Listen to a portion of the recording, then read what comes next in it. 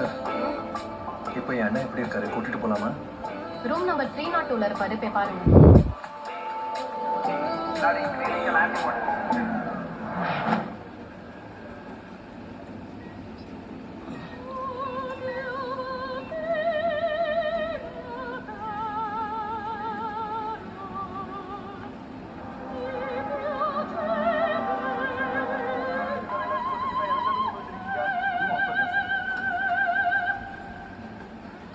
யோ, எதுக்கு என் அண்ணனை ஐசியூல போட்டு வச்சிருக்கீங்க?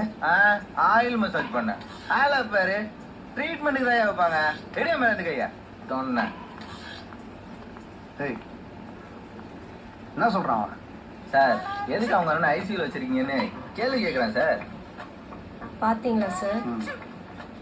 அவர் கேள்வி என்ன கேட்க ஆரம்பிச்சிட்டாங்க.